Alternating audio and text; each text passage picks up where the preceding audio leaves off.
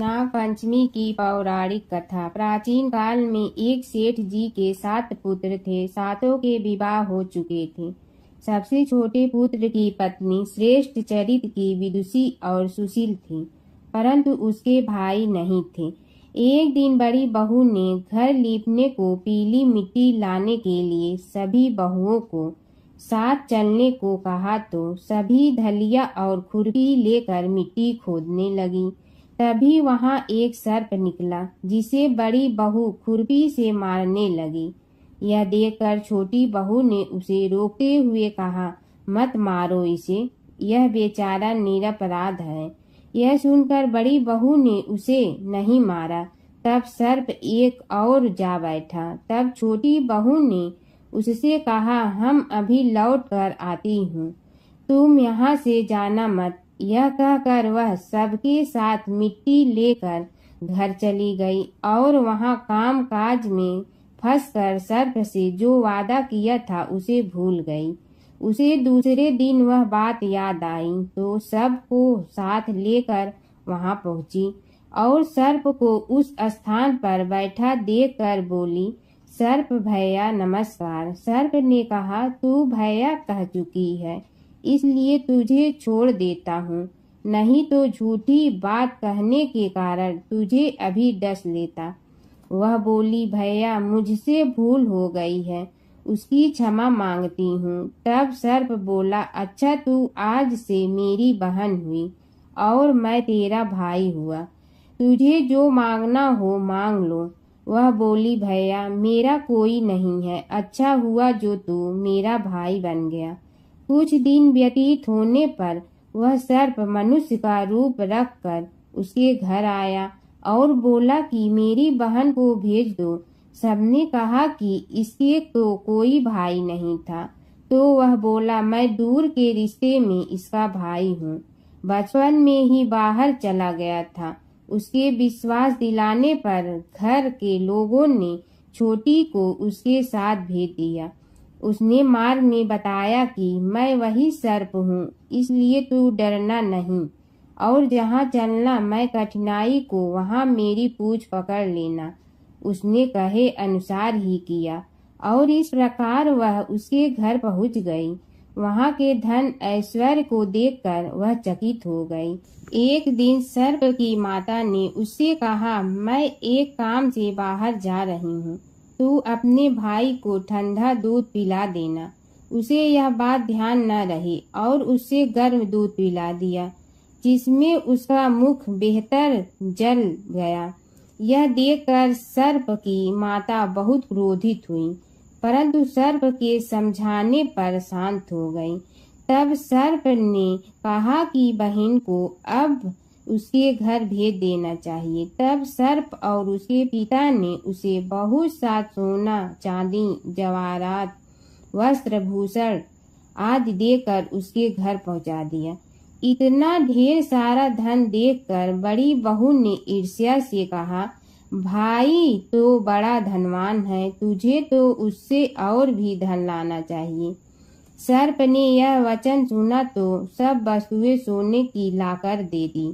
यह देखकर बड़ी बहू ने कहा, इन्हें झाड़ने की झाड़ू भी सोने की होनी चाहिए। तब सर्प ने झाड़ू भी सोने की लाकर रख दी। सर्प ने छोटी बहू को हीरा मणियों का एक अद्भुत हार दिया था। उसकी प्रशंसा उस देश की रानी ने भी सुनी और वह राजा से बोली कि सेठ की छोटी बहू का हार यहाँ आना चाहिए। राजा ने मंत्री को हुक्म दिया कि उससे वह हार लेकर शीघ्र उपस्थित हो। मंत्री ने सेठ जी से जाकर कहा कि महारानी जी छोटी बहू का हार पहनेंगी, वह उससे लेकर मुझे दे दो। सेठ जी ने डर के कारण छोटी बहू से हार मांग कर दे दिया। छोटी बहू को यह बात बहुत बुरी लगी। उसने अपने सर्प भाई को याद किया और आने पर प्रार्थना की, भैया रानी ने हार छीन लिया है, तुम कुछ ऐसा करो कि जब वह हार उसके गले में रहे तब तक के लिए सर्प बन जाए और जब वह मुझे लौटा दे तब हीरो और मणियों का हो जाए। सर्प ने ठीक वैसा ही किया। जैसे ही रानी ने हार पहना वैसे ही वह सर्प बन गया। यह देखकर रानी चकित पड़ी और रोने लगी। यह देखकर राजा ने सेठ के पास खबर भेजी कि छोटी बहू को तुरंत भेजो। सेठ जी डर गए कि राजा ने जाने क्या करेगा। वे स्वयं छोटी बहू को साथ लेकर उपस्थित हुए। राजा ने छोटी बहू से पूछा, तूने क्या जादू किया है? मैं तुझे दंड दूंगा। छोटी बहू बोली, राजन, धृष्टता क्षमा कीजिए। यह हार ही ऐसा है कि मेरे गले में हीरो और मड़ियों का रहता है और दूसरे के गले में सर्प बन जाता है। यह सुनकर राजा ने वह सर्प बना हार उसे देकर कहा, अभी पहन कर दिखाओ। छोटी बहू ने जैसे ही उसे पहना वैसे ही हीरा मड़ियों का हो गया। यह देखकर राजा को उसकी बात का विश्वास हो गया और उसने प्रसन्न होकर उसे बहुत सी मुद्राएं भी पुरस्कार में दी। छोटी वह अपने हार और इन सहित घर लौट आई। उसके धन को देखकर बड़ी बहू ने ईर्ष्या के कारण उसके पति को सिखाया कि छोटी बहू के पास कहीं से धन आया है। यह सुनकर उसके पति ने अपनी पत्नी को बुलाकर कहा, ठीक है, बता कि यह धन तुझे कौन देता है। तब वह सर्प को याद करने लगी। तब उसी समय सर्प ने प्रकट होकर कहा, यदि मेरी धर्म बहन के आचरण पर संदेह प्रकट करेगा तो मैं उसे खा लूंगा। यह सुनकर छोटी बहू का पति बहुत प्रसन्न हुआ और उसने सर्प देवता का बड़ा सत्कार किया। उसी दिन से नाग पंचमी का त्योहार मनाया जाता है और स्त्रियां सर्प को भाई मानकर उनकी पूजा करती हैं। दूसरी कथा। किसी राज्य में एक किसान परिवार रहता था। किसान के 2 पुत्र व 1 पुत्री थी। एक दिन हल जोतते समय हल से नाग के 3 बच्चे कुचल कर मर गए। नागिन पहले तो विलाप करती रही, फिर उसने अपनी संतान के हत्यारे से बदला लेने का संकल्प किया। रात्रि को अंधकार में नागिन ने किसान, उसकी पत्नी व दोनों लड़कों को डस लिया। अगले दिन प्रातः किसान की पुत्री को डसने के उद्देश्य से नागिन फिर चली तो किसान कन्या ने उसके सामने दूध का भरा कटोरा रख दिया। हाथ जोड़ क्षमा मांगने लगी। नागिन ने प्रसन्न होकर उसके माता पिता व दोनों भाइयों को पुनः जीवित कर दिया। उस दिन श्रावण शुक्ल पंचमी थी। तब से आज तक नागों के कोप से बचने के लिए इस दिन नागों की पूजा की जाती है। नाग पंचमी की कहानी। नाग पंचमी की पौराणिक कथा के अनुसार पांडवों के अर्जुन के पौत्र और राजा परीक्षित के पुत्र जन्मेजय ने नागों से बदला लेने और उनके वंश के विनाश के लिए एक यज्ञ किया।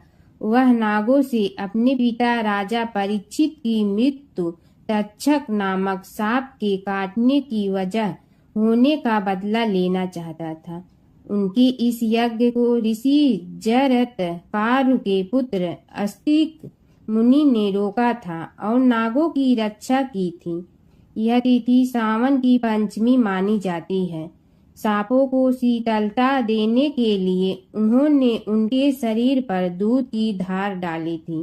तब नागों ने आस्तिक मुनि से कहा कि पंचमी को जो भी उनकी पूजा करेगा उसे कभी भी नाग दंश का भय नहीं रहेगा।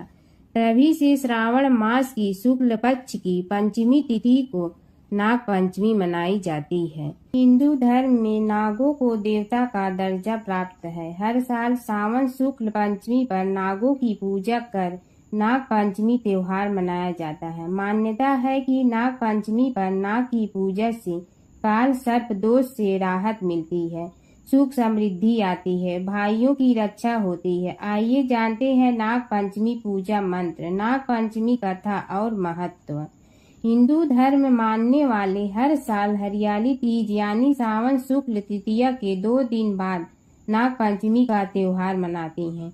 इसे भैया पंचमी के नाम से भी जाना जाता है।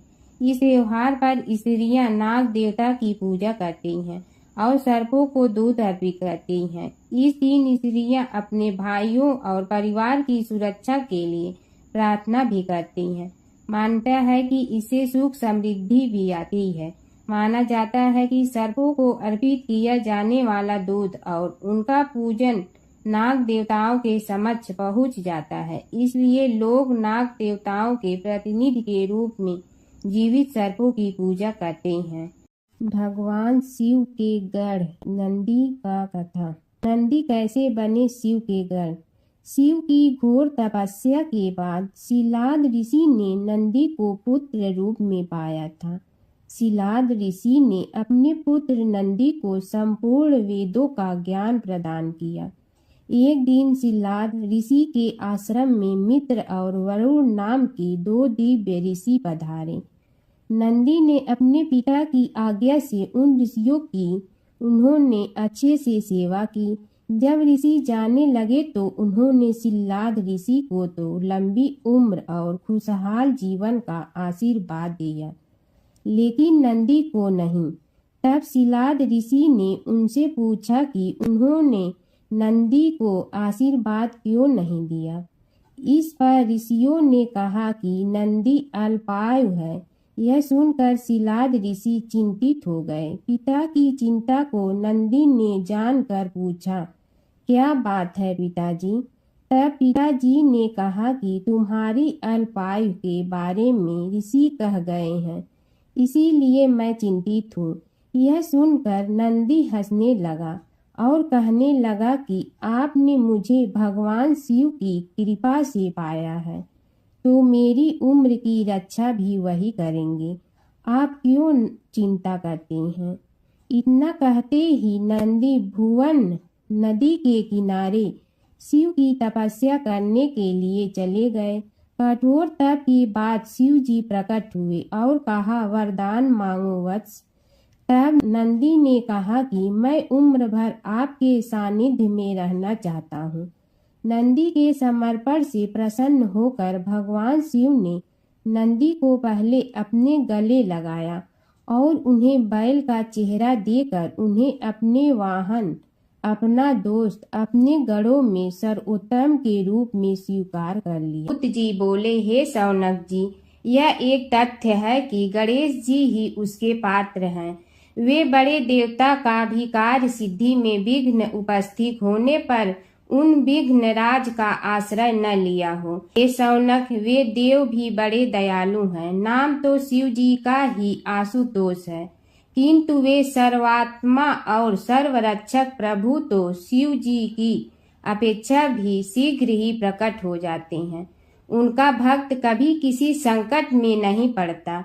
यदि प्रारब्ध वशात कभी किसी विपत्ति में पड़ भी जाता है तो गणेश्वर की उपासना करने पर उनके अनुग्रह से उनके समस्त दुख दूर होकर परम सुख की प्राप्ति होती है। शौनक ने कहा, हे सूत जी, हे महाभाग, हे प्रभु, मैं गणेश जी के विभिन्न चरित्रों का अध्ययन करना चाहता हूँ, तो मुझे बताइए कि किस ग्रंथ का अवलोकन करूँ। हे दयामय, आपको तो उनके समस्त चरित्र विदित है कि यदि आप ही उन्हें सुनाने की कृपा करें तो मेरा अत्यधिक उपकार होगा। सूत जी बोले, हे शौनक भगवान, गणेश्वर के इतने चरित्र हैं कि उन सब का कथन इस जीवा से संभव नहीं, क्योंकि प्रभु अनंत, प्रभु चरित अनंता वाली बात समस्त विद्वान ऋषि मुनि कहते हैं। फिर भी गणेश जी प्रथम पूजा के अधिकारी होने के कारण समस्त देव चरित्रों में जुड़े हुए हैं, इसलिए उनका प्रभाव भी सर्वाधिक व्यापक है। हे मुने, हे शौनक, वे भगवान सर्व समर्थ हैं। वे सभी का तिरस्कार करने में समर्थ हैं, किंतु उनका तिरस्कार कोई भी नहीं कर सकता। यह त्रिलोक्य उन्हीं भगवान के संकेत पर नित्य करता है। इसकी समस्त क्रियाएं उन्हीं की इच्छा पर आश्रित हैं। हे शौनक भगवान गणेश्वर स्वयं कहते हैं, शिवे विष्णु च शक्तौ च सूर्ये मयि निराधिप यो भेद बुद्धि योगः स सम्य योगुः मतो मम। हे नरेश्वर, हे वरेण्य, शिव, विष्णु, शक्ति, सूर्य और मुझ गणेश में जो अभेद बुद्धि योग है, मेरे मत में वही सम्यक योग है। इससे यह भी सिद्ध है कि समस्त देवता उन्हीं के स्वरूप हैं। वे ही भगवान विभिन्न कार्य रूपों के अनुसार अपना भिन्न भिन्न नाम रखते हैं। हे मुनि श्रेष्ठ, उन सब देवताओं के चरित्र भी उन्हीं गणराज के चरित्र हैं। यद्यपि सब चरित्र एक ही ग्रंथ में मिलने में संभव नहीं है, फिर भी गणेश्वर के अनेकों प्रमुख चरित्रों का वर्णन गणेश पुराण में हुआ है। राजा सोमकांत का वृतांत कथन। शौनक जी ने पूछा, हे प्रभु, गणेश पुराण का आरंभ किस प्रकार हुआ, यह मुझे बताने की कृपा करे। इस पर सूत जी ने कहने लगे, हे शौनक, यद्यपि गणेश पुराण है तो बहुत प्राचीन, क्योंकि भगवान गणेश्वर तो आदि हैं। न जाने कब से गणेश जी अपने उपासकों पर कृपा करते चले आ रहे हैं। उनके अनंत चरित्र हैं, जिनका संग्रह एक महापुराण का रूप ले सकता है। उसे एक बार भगवान नारायण ने नारद जी को और भगवान ने शंकर और जगन जननी पार्वती जी को सुनाया था। बाद में वही पुराण संक्षेप रूप में ब्रह्मा जी ने महर्षि वेद व्यास को सुनाया और फिर व्यास जी ने महर्षि भृगु को सुनाया। भृगु ने कृपा करके सौराष्ट्र के एक राजा सोमकांत को सुनाया था। तब से वह पुराण अनेक कथाओं में विस्तृत होता रहा और अनेक कथाओं से रहित होता हुआ अनेक रूप में प्रचलित है।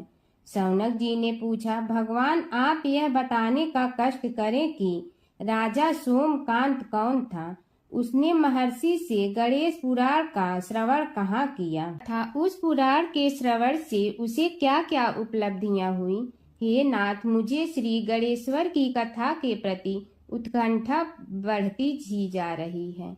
सूत जी बोले, हे शौनक, सौराष्ट्र के देवनगर नाम की एक प्रसिद्ध राजधानी थी। वहाँ का राजा सोमकांत था।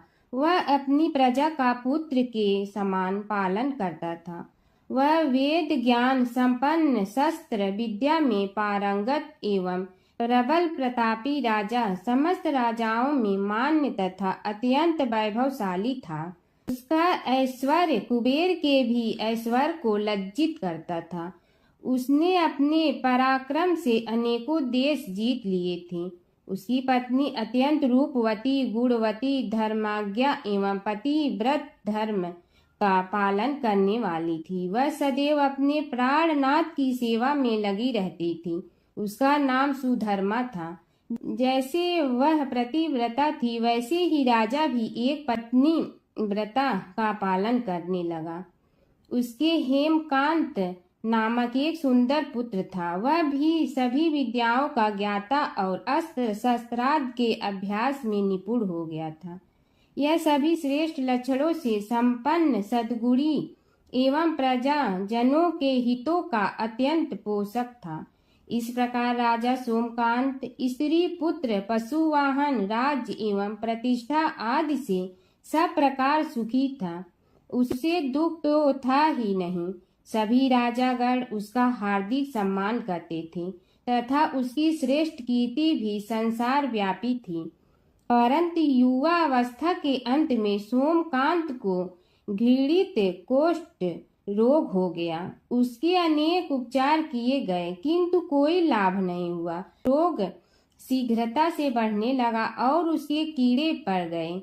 जब रोग की अधिक वृद्धि होने लगी और उसका कोई उपाय न हो सका, तो राजा ने मंत्रियों को बुलाकर कहा, सुव्रतो, जाने किस कारण यह रोग मुझे पीड़ित कर रहा है। अवश्य ही यह किसी पूर्व जन्म के पाप का फल होगा। इसलिए मैं अब अपना समस्त राजपाट छोड़कर वन में रहूंगा। मेरे पुत्र हेमकांत को मेरे समान मानकर राज्य शासन का धर्म पूर्वक संचालन कराते रहें। यह कहकर राजा ने शुभ दिन दिखवाकर अपने पुत्र हेमकांत को राज्य पद पर अभिषेक किया और अपनी पत्नी सुधर्मा के साथ निर्जन वन की ओर चल दिया। प्रजापालक राजा के वियोग में समस्त प्रजा जन अश्रु बहाते हुए उनके साथ चले गए। राज्य की सीमा पर पहुंचकर राजा ने अपने पुत्र अमात्यगण और प्रजाजनों को समझाया, आप सब लोग धर्म के जानने वाले, श्रेष्ठ आचरण में तत्पर एवं सहृदय हैं। यह संसार तो वैसे भी परिवर्तनशील है, जो आज है वह कल नहीं था और आने वाले कल में भी नहीं रहेगा। इसलिए मेरे जाने से दुख का कोई कारण नहीं है। मेरे स्थान पर मेरा पुत्र सभी कार्यों को करेगा, इसलिए आप सब उसके अनुशासन में रहते हुए उसे सदैव सम्मान करते रहें। फिर पुत्र से कहा, बेटा, यह स्थिति सभी के समझ आती रही है। हमारे पूर्व पुरुष भी परंपरागत रूप से वृद्धावस्था आने पर वन में जाते रहे हैं। मैं कुछ समय पहले ही वन में जा रहा हूँ, तो कुछ पहले या पीछे जाने में कोई अंतर नहीं पड़ता। यदि कुछ वर्ष बाद जाऊं तब भी मोह का त्याग करना ही होगा। इसलिए हे वत्स, तुम दुखित मत हो और मेरी आज्ञा मानकर राज्य शासन को ठीक प्रकार चलाओ। ध्यान रखना, क्षत्रिय धर्म का कभी त्याग न करना और प्रजा को सदा सुखी रखना। इस प्रकार राजा सोमकांत ने सभी को समझा बुझाकर वहां से वापस लौट आया और स्वयं अपनी पतिव्रता भार्या के साथ वन में प्रवेश किया। पुत्र हेमकांत के आग्रह से उसने सुबल और ज्ञान गम्य नामक 2 आत्माओं को भी साथ ले लिया। उन सब ने एक समतल एवं सुंदर स्थान देखकर वहां विश्राम किया। तभी उन्हें एक मुनि कुमार दिखाई दिया। राजा ने उससे पूछा, तुम कौन हो, कहाँ रहते हो? यदि उचित समझो तो मुझे बताओ। मुनि बालक ने कोमल बाणी में कहा, मैं महर्षि भृगु का पुत्र हूँ। मेरा नाम च्यवन है। हमारा आश्रम निकट में ही है। अब आप भी अपना परिचय दीजिए। राजा ने कहा, मुनि कुमार, आपका परिचय पाकर मुझे बड़ी प्रसन्नता हुई। मैं सौराष्ट्र के देवनगर नामक राज्य का अधिपति रहा हूँ। अब अपने पुत्र को राज्य देकर मैंने अरण्य की शरण ली है। मुझे कुष्ठ रोग अत्यंत पीड़ित किए हुए हैं। उसकी निवृत्ति का कोई उपाय करने वाला हो तो कृपा कर मुझे बताइए। मुनि कुमार ने कहा, मैं अपने पिताजी से अपना वृतांत कहता हूँ, फिर वे जैसा कहेंगे आपको बताऊंगा। यह कहकर मुनि बालक चला गया और कुछ देर में ही आकर बोला, राजन, मैंने आपका वृतांत अपने पिताजी को बताया। उनकी आज्ञा हुई है कि आप सब मेरे साथ आश्रम में चलकर उनसे भेंट करें, तभी आपके रोग के विषय में भी विचार किया जाएगा। राजा सोमकांत के पूर्व जन्म का वृत्तांत भृगु द्वारा वर्णन। राजा अपनी पत्नी और अमात्यों के सहित च्यवन के साथ साथ भृगु आश्रम में जा पहुंचा और उन्हें प्रणाम कर बोला, हे भगवान, हे महर्षि, मैं आपकी शरण हूँ। आप मुझ कुष्ठी पर कृपा कीजिए। महर्षि बोले, राजन, यह तुम्हारे किसी पूर्व जन्म कृत पाप का ही उदय हो गया है। इसका उपाय मैं विचार करके बताऊंगा। आज तो तुम सब स्नान आज से निवृत्त होकर रात्रि विश्राम करो। महर्षि की आज्ञा अनुसार सबने स्नान, भोजन आदि के उपरांत रात्रि व्यतीत की और प्रातः काल स्नान आदि नित्य कर्मों से निवृत्त होकर महर्षि की सेवा में उपस्थित हुए। महर्षि ने कहा, राजन, मैंने तुम्हारे पूर्व जन्म का वृतांत जान लिया हूँ और यह भी विदित कर लिया है कि किस पाप के फल से तुम्हें इस रोग की प्राप्ति हुई है। यदि तुम चाहो तो उसे सुना दूं। राजा ने हाथ जोड़कर निवेदन किया, बड़ी कृपा होगी मुनिनाथ, मैं उसे सुनने के लिए उत्कंठित हूँ। महर्षि ने कहा, तुम पूर्व जन्म में एक धनवान वैश्य के लाडले पुत्र थे। वह वैश्य विंध्याचल के निकट कौलहार नामक ग्राम में निवास करता था। उसकी पत्नी का नाम सुलोचना था। तुम उसी वैश्य दंपत के पुत्र हुए। तुम्हारा नाम कामद था। तुम्हारा लालन पालन बड़े लाड चाव से हुआ। उन्होंने तुम्हारा विवाह एक अत्यंत सुंदरी वैश्य कन्या से कर दिया था, जिसका नाम कुटुम्बिनी था। यद्यप तुम्हारी भार्या सुशीला थी और तुम्हें सदैव धर्म में निरत देखना चाहती थी, किंतु तुम्हारा स्वभाव वासनांध होने के कारण दिन प्रतिदिन उज्जवल होता जा रहा था। किंतु माता पिता भी धार्मिक थे, इसलिए उनके सामने तुम्हारी उज्ज्वलता दबी रही। परंतु माता पिता की मृत्यु के बाद तुम निरंकुश हो गए और अपनी पत्नी की बात भी नहीं मानते थे।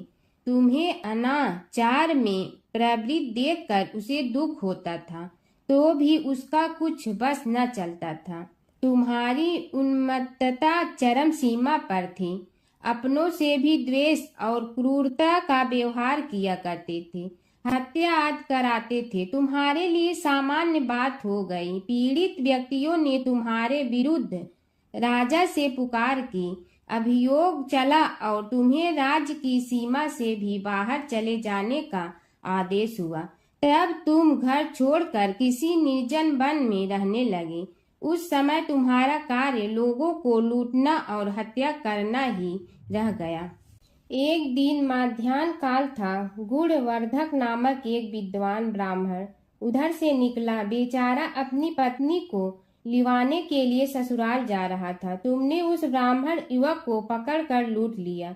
प्रतिरोध करने पर उसे मारने लगे तो वह चित्कार करने लगा, मुझे मत मार, मत मार, देख मेरा दूसरा विवाह हुआ है, मैं पत्नी को लेने के लिए जा रहा हूँ। किंतु तुम तो क्रोध बस में ऐसे लीन हो रहे थे कि तुमने उसकी बात सुनकर भी नहीं सुनी। जब उसे मारने लगे तो उसने श्राप दे दिया, अरे हत्यारे, मेरी हत्या के पाप से तो सहस्त्र कल्प तक घोर नरक भोगोगे। तुमने उसकी कोई चिंता न की और सिर काट लिया। राजन, तुमने ऐसी ऐसी एक नहीं बल्कि अनेक निरीह हत्याएं की थी, जिनकी गणना करना भी पाप है। इस प्रकार इस जन्म में तुमने घोर पाप कर्म किए थे, किंतु बुढ़ापा आने पर जब अशक्त हो गए तब तुम्हारे साथ जो क्रूर कर्मा थे वे भी किनारा कर गए। उन्होंने सोच लिया कि अब तो इसे खिलाना भी पड़ेगा, इसलिए मरने दो यहीं। अमोघ प्रभाव गणेश उपासना का कथन। राजन, अब तुम निरालंब थे, चल फिर तो सकते ही नहीं थे। भूख से पीड़ित रहने के कारण रोगों ने भी घेर लिया। उधर से जो कोई निकलता तुम्हें घृणा की दृष्टि से देखता हुआ चला जाता। तब तुम आहार की खोज में बड़ी कठिनाई से चलते हुए एक जीर्ण शीर्ण देवालय में पहुंचा। उसमें भगवान गणेश्वर की प्रतिमा विद्यमान थी। तब न जाने किस पुण्य के उदय होने से तुम्हारे मन में गणेश जी के प्रति भक्ति भाव जागृत हुआ। तुम निराहार रहकर उनकी उपासना करने लगे। उससे तुम्हें सब कुछ मिला और रोग भी कम हुआ। राजन, तुमने अपने साथियों की दृष्टि बचाकर बहुत सा धन एक स्थान पर गाड़ दिया था। अब तुमने उस धन को उसे देवालय के जीर्णोद्धार में लगाने का निश्चय किया। शिल्पी बुलाकर उस मंदिर को सुंदर और भव्य बनवा दिया। इस कारण कुख्याति सुख्याति में बदलने लगी। फिर यथा समय तुम्हारी मृत्यु हुई। यमदूतों ने पकड़कर तुम्हें यमराज के समक्ष उपस्थित किया। यमराज तुमसे बोले, जीव, तुमने पाप और पुण्य दोनों ही किए हैं और दोनों का ही भोग तुम्हें भोगना है, किंतु पहले पाप का फल भोगना चाहते हो पुण्य का। इसके उत्तर में तुमने प्रथम अपने पुण्य कर्मों के भोग की इच्छा प्रकट की और इसीलिए उन्होंने तुम्हें राजकुल में जन्म लेने के लिए भेज दिया।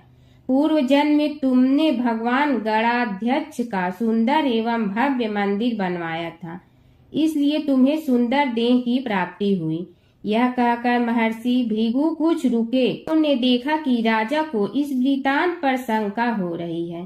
तभी महर्षि के शरीर में असंख्य विकराल पक्षी उत्पन्न होकर राजा की ओर झपटे। उनकी चोंच बड़ी तीक्ष्ण थी, जिनसे वे राजा के शरीर को नोच नोच कर खाने लगे। उसके कारण उत्पन्न असहनीय पीड़ा से व्याकुल हुए राजा ने महर्षि के समक्ष हाथ जोड़कर निवेदन किया, प्रभु आपका आश्रम तो समस्त द्वेष आदि से परे है और यहाँ मैं आपकी शरण में बैठा हूँ, तब यह पक्षी मुझे आकर ही क्यों पीड़ित कर रहे हैं? हे मुनिनाथ, इनसे मेरी रक्षा कीजिए। महर्षि ने राजा के अंतर्वचन सुनकर सांत्वना देते हुए कहा, राजन, तुमने मेरे वचनों में शंका की थी और जो मुझ सत्यवादी के कथन में शंका करते हैं उसे खाने के लिए मेरे शरीर से इसी प्रकार पक्षी प्रकट हो जाते हैं जो कि मेरे हुंकार करने पर भस्म हो जाया करते हैं। यह कर महर्षि ने हुंकार की और तभी वे समस्त पक्षी भस्म हो गए। राजा श्रद्धावनत होकर उनके समक्ष अश्रुपात करता हुआ बोला, प्रभु अब आप पाप से मुक्त होने का उपाय कीजिए। महर्षि ने कुछ विचार कर कहा, राजन, तुम पर भगवान गणेश्वर की कृपा सहज रूप से है और वे ही प्रभु तुम्हारे पापों को भी दूर करने में समर्थ हैं। इसलिए तुम उनके पाप नाशक चरित्रों का श्रवण करो। गणेश पुराण में उनके चरित्रों का भले प्रकार वर्णन हुआ है, अतएव तुम श्रद्धा भक्ति पूर्वक उसी को सुनने में चित्त लगाओ। राजा ने प्रार्थना की, महामुनि, मैंने गणेश पुराण का नाम भी आज तक नहीं सुना, तो उनके सुनने का सौभाग्य कैसे प्राप्त कर सकूंगा? हे नाथ, आपसे अधिक ज्ञानी और प्रकांड विद्वान और कौन हो सकता है? आप ही मुझ पर कृपा कीजिए। महर्षि ने राजा की दीनता देखकर उसके शरीर पर अपने कमंडल का मंत्रपूत जल छिड़का। तभी राजा को एक छींक आई और नासिका से एक अत्यंत छोटा काले वर्ण का पुरुष बाहर निकल आया। देखते देखते वह बढ़ गया। उसके भयंकर रूप को देखकर राजा कुछ भयभीत हुआ, किंतु समस्त आश्रमवासी वहां से भाग गए। वह पुरुष महर्षि के समक्ष हाथ जोड़कर खड़ा हो गया। उन्हें उसकी ओर देखा और कुछ उच्च स्वर में बोले, तू कौन है, क्या चाहता है? वह बोला, मैं साक्षात पाप हूँ, समस्त पापियों के शरीर में मेरा निवास है। आपके मंत्रपूत जल के स्पर्श से मुझे विवश होकर राजा के शरीर से बाहर निकलना पड़ा है। अब मुझे बड़ी भूख लगी है, बताइए क्या खाऊं और कहाँ रहूं? महर्षि बोले, तू उस आम के अवकाश स्थान में निवास कर और उसी वृक्ष के पत्ते खाकर जीवन निर्वाह कर। यह सुनते ही वह पुरुष आम के वृक्ष के पास पहुंचा, किंतु उसके स्पर्श मात्र से वह वृक्ष जलकर भस्म हो गया। फिर जब पाप पुरुष को रहने के लिए कोई स्थान दिखाई न दिया तो वह भी अंतर्हित हो गया। जय शिव ओंकारा प्रभु, जय शिव ओंकारा, ब्रह्मा विष्णु सदाशिव अर्धांगी धारा। जय शिव ओंकारा, एकानन चतुरानन पंचानन राजे, हंसासन गरुड़ासन वृषवाहन साजे। जय शिव ओंकारा, दो भुज चार चतुर भुज दस भुज अति सोहे, तीनों रूप निरखते त्रिभुवन जन मोहे। जय शिव ओंकारा, अक्षमाला बनमाला मुंडमाला धारी, चंदन मृग मद सोहे भोले शुभकारी। जय शिव ओंकारा, श्वेतांबर पीतांबर बागंबर अंगे, ब्रह्मादिक सनकादिक प्रेतादिक संगे। जय शिव ओंकारा, कर के मध्य कमंडलु और त्रिशूलधारी, सुखकारी दुखहारी जग पालनकारी। जय शिव ओंकारा, ब्रह्मा विष्णु सदा शिव जानत अविवेका, रणवाचर में शोभित ए तीनों एका। जय शिव ओमकारा। त्रिगुण स्वामी जी की आरती जो कोई नर गावे। कहत शिवानंद स्वामी मन वांछित फल पावे। जय शिव ओमकारा प्रभु जय शिव ओमकारा।